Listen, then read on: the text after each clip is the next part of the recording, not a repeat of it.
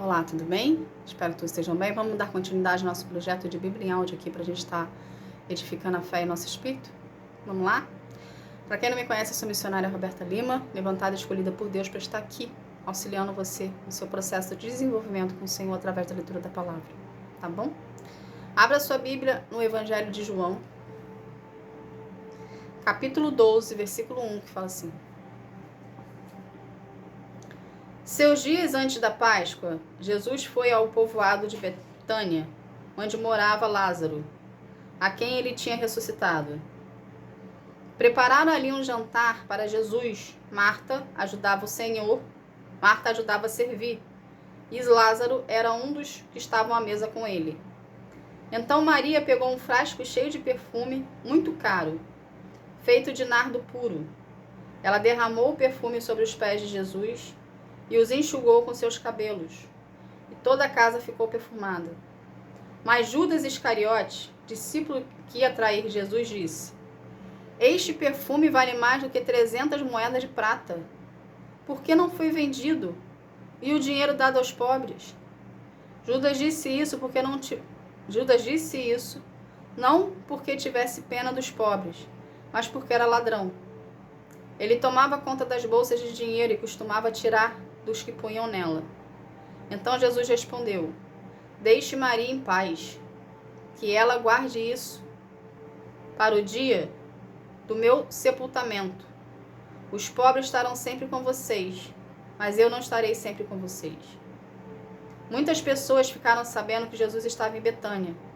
Então foram até lá, não só por causa dele, mas também para ver Lázaro, o homem que Jesus tinha ressuscitado. Então os chefes dos sacerdotes resolveram matar Lázaro também. E por causa dele, muitos judeus estavam abandonando seus líderes e crendo em Jesus. No dia seguinte, a grande multidão que tinha ido à festa da Páscoa ouviu dizer que Jesus estava chegando a Jerusalém.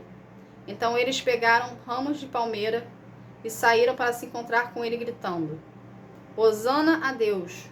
Que Deus abençoe aquele que vem em nome do Senhor! Que Deus abençoe o rei de Israel! Jesus procurou um jumentinho e o montou, como diz as Escrituras Sagradas. Povo de Jerusalém, não tenha medo. Veja, aí vem o seu rei, montado num jumentinho. Naquela ocasião, os discípulos não entenderam isso, mas depois de Jesus ter voltado para a presença gloriosa de Deus, eles lembraram que isso estava escrito a respeito dele e também que era isso que tinha acontecido. A multidão que estava com Jesus, quando ele havia chamado Lázaro para fora do túmulo e tinha ressuscitado, espalhou a notícia do que ele tinha acontecido. E o povo foi encontrar-se com Jesus, pois ficou sabendo que ele tinha feito esse milagre. Então os fariseus disseram uns aos outros: Não estamos conseguindo nada, vejam, todos estão indo com ele.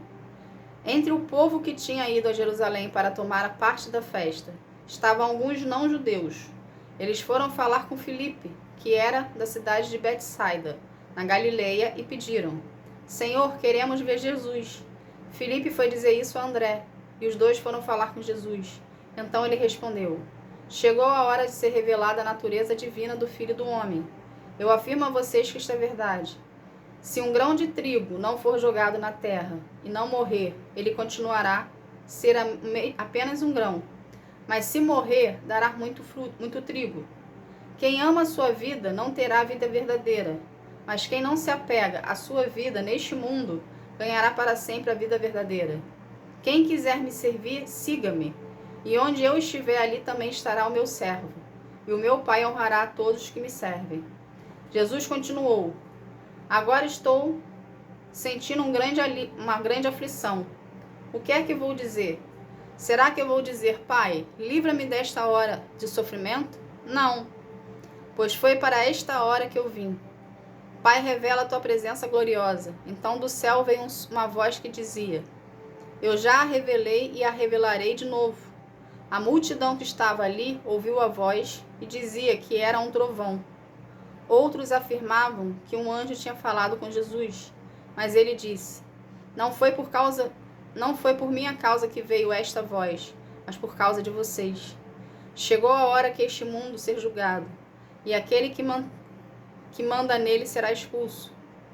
E quando eu for levantado da terra, atrairei todas as pessoas para mim. Ele dizia isso para indicar de que maneira ia morrer. A multidão perguntou: a nossa lei diz que Messias vai viver para sempre. Como é que o Senhor diz que o Filho do Homem precisa ser levantado da terra? Quem é este Filho do Homem? E Jesus respondeu: a luz estará com vocês ainda um pouco mais. Vivam a sua vida enquanto vocês têm essa luz, para que a escuridão não caia de repente sobre vocês. Quem anda na escuridão não sabe para onde vai. Enquanto vocês têm a luz, creiam na luz, para que possam viver na luz. Depois que Jesus disse isso, foi embora e se escondeu do povo. Eles tinham visto Jesus fazer todos esses milagres, mas não criam nele, para que se cumprisse o que disse o profeta Isaías. Senhor, quem creu na nossa mensagem, e quem viu que era Senhor que estava agindo. Não podiam crer, porque, como disse Isaías, Deus cegou os seus olhos e fechou as mentes deles, para que não vejam, não entendam e não se voltem para ele, e sejam curados por ele. Isaías disse isso porque viu a revelação da natureza divina de Jesus e falou a respeito dele. No entanto, muitos líderes judeus creram em Jesus, mas não falaram publicamente a favor dele, para que os fariseus não os expulsassem da sinagoga. Eles gostavam mais de ser elogiados pelas pessoas do que ser elogiado por Deus. Jesus disse bem alto: quem crê em mim, crê não somente em mim, mas também naquele que me enviou. Quem me vê, vê também aquele que me enviou. Eu vim ao mundo como luz, para que quem crê em mim não fique na escuridão. Se alguém ouvir a minha mensagem e não a praticar, eu não o julgo, pois eu vim para salvar o mundo e não para julgá-lo. Quem me rejeita e não aceita a minha mensagem, já tem quem vai julgá-lo. As palavras que eu tenho dito serão o juiz dessa pessoa até o último dia. Eu não tenho falado em meu próprio nome, mas o Pai que me enviou é que me ordena o que devo dizer e anunciar. Eu sei que o seu mandamento dá a vida eterna. O que eu digo é justamente aquilo que o Pai me mandou dizer. Somente até aqui. Aqui a gente pode entender muitas situações, mas uma situação principal aqui, que é o que vem perdurando, é que o próprio povo, nós, seres humanos, não conseguimos, por falta de entendimento e por falta de querer também entender, a gente não consegue assimilar, muitas das vezes, situações que a gente passa a Deus. Ou seja, Deus permite a gente passar por situações que a gente mesmo não se dá conta devido à falta de relacionamento que temos com Ele. Nós não somos diferentes do povo de antigamente aqui da Bíblia. Entendeu? Que Deus cegava o entendimento deles para eles poderem... Deus cegava o entendimento deles para eles não poderem enxergar certas situações. Mas se eles se permitissem enxergar, eles saberiam que quem estava com eles o tempo todo era Jesus. Só que era mais fácil não se envolver e não desenvolver uma relação com Jesus e viver as suas vidas de uma forma mais leviana do que tentar conhecer Jesus e segui-lo. Porque quando nós decidimos seguir Jesus, nós somos confrontados. Deus nos confronta. Por quê? Porque quem anda com Jesus e quer ser discípulo de Jesus, não pode haver dentro dele o pecado. Entende? Então somos confrontados para sermos exortados, para sermos libertos, sarados e curados. Então muitos, nos dias atuais, não se permitem desenvolver um relacionamento com Deus. Por quê? Porque o elogio satisfaz o ego. Ou seja, o povo fariseu. Por que muitos fariseus não admitiram que Jesus era Jesus? Porque eles iam deixar de ter as regalias que eles tinham mediante eles serem os fariseus e mestres da lei. Então a vaidade, o orgulho, a soberba e a prepotência que eles carregavam dentro deles, não se permitia dizer que Jesus era o Messias. Entende? Então quando a gente decide andar com Jesus, que a gente decide querer ter Jesus, somos confrontados. Por isso que muita gente não segue. Porque não aguenta se ver. O confronto de Deus não é para exortar você de uma forma negativa. É para mostrar para você o que tem dentro do seu coração. Então, muitas pessoas não conseguem se ver o que tem dentro delas para poder ser curado, liberto e sarado. Por isso que fica no erro, por isso que fica na libertinagem, por isso que fica nos lugares, enfim, que te frequentava. Por quê? Porque ela não consegue se olhar no espelho, porque andar com Jesus é se olhar no espelho todos os dias. Entende? Ela não aguenta ver os seus defeitos para poder tratar o defeito que está vendo.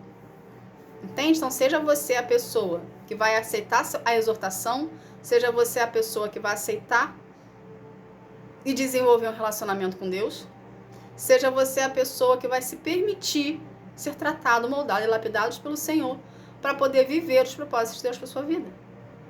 Porque do jeito que você está hoje, cheio de pecado, você não consegue viver propósito nenhum. Porque o propósito de Deus é santo. Então você precisa se preparar, se purificar, se limpar, para poder, assim, Deus te encaminhar para os propósitos que Ele tem para ti. Tá bom? Vamos estar aqui fazendo uma oração para a gente estar encerrando esse momento? Vamos lá? Pai, em nome de Jesus, Senhor, eu quero te agradecer por essa palavra, Paizinho, por esse momento contigo, Pai. Obrigada por edificar nossa fé e por nos ensinar, Pai, o que devemos fazer e o que não devemos fazer. Senhor, coloque em nós corações mais disciplinados a querer buscar a Tua presença e desenvolver contigo um relacionamento. Que o Senhor use para o confronto conosco, que a gente não fuja, mas que a gente enfrente os desafios que vão acontecer no nosso processo, Senhor. Que nós venhamos desenvolver contigo. Pai, pelo poder do nome de Jesus, Senhor, eu quero consagrar cada vida aqui a Ti. Que cada vida venha ter um real encontro contigo, encontro que sara, transforma, que cura, que liberta. Cada vida, Senhor, venha ter o coração trabalhado, moldado e lapidado pelas Tuas mãos, Senhor, e desenvolver contigo um relacionamento de aprofundamento e maior intimidade, Senhor. Pelo poder do nome de Jesus, Senhor, agradeço. Amém. Gente, obrigada. Que Deus abençoe a sua vida, que você venha ter um dia, uma tarde, uma noite espetacular na presença do Senhor. Tá bom? Fique na paz. Tchau, tchau.